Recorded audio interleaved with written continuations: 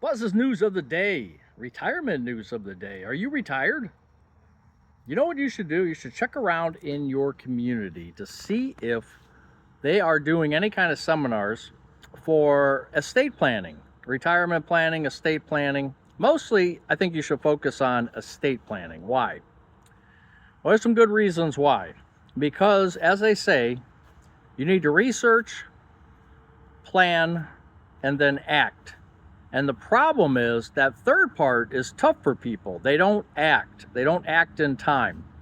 Now, what do I mean by that? That means where you should have a will, but better, you should have a trust.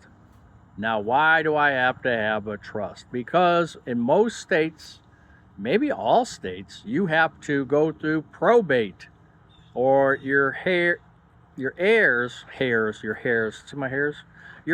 would have to go through probate.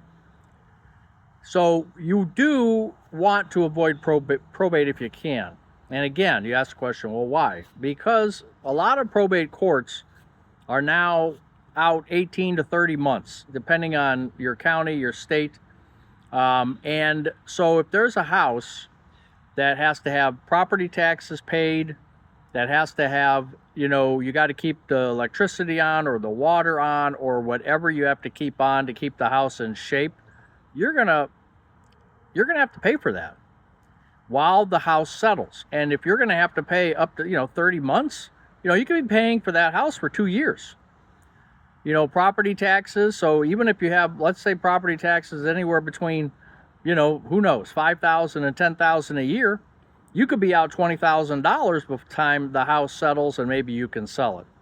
Now, of course, there's so many varieties and different ways that things are going to happen, and depending on your situation and your family situation, etc. But if you cover the basics of getting a revocable trust or an irrevocable trust or something in between, an elder law attorney can help you through all that. A lot of them give free consultations. Don't be afraid to reach out, do the research, and then plan. Plan with them. They're going to give you a cost, and they're going to tell you how they're going to write it up, and they're going to tell you what the benefits are. Listen to them.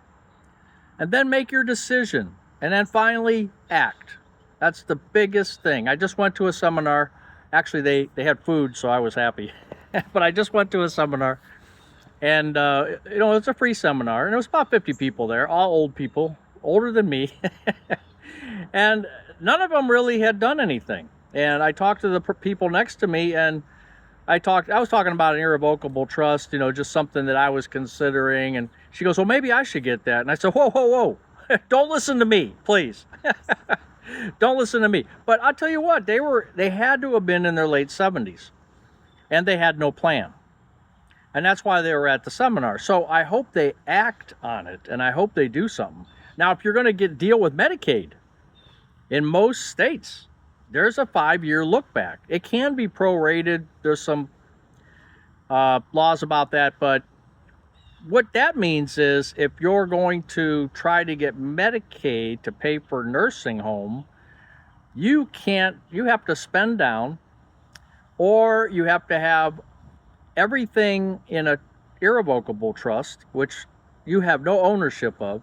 So as you can hear, there's a lot of complications on all these things, but it's not that difficult if you get with a person who knows what they're talking about. Don't find some fly-by-night place.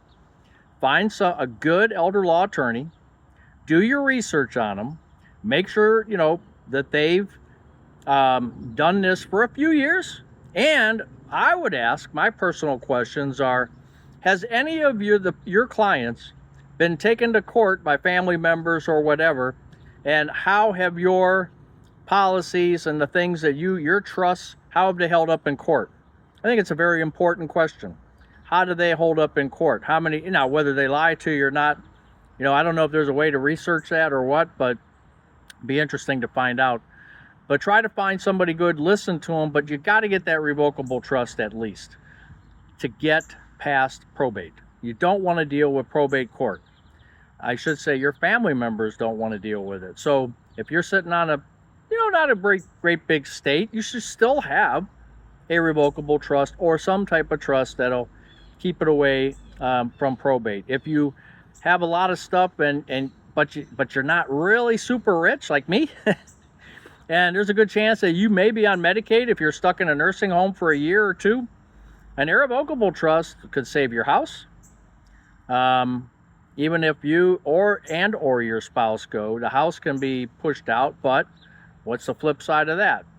It's not in your control anymore. But there are ways to write up even irrevocable trusts so that you can still get the money. If you needed to do a reverse mortgage or you needed to do something else, there's ways to do that.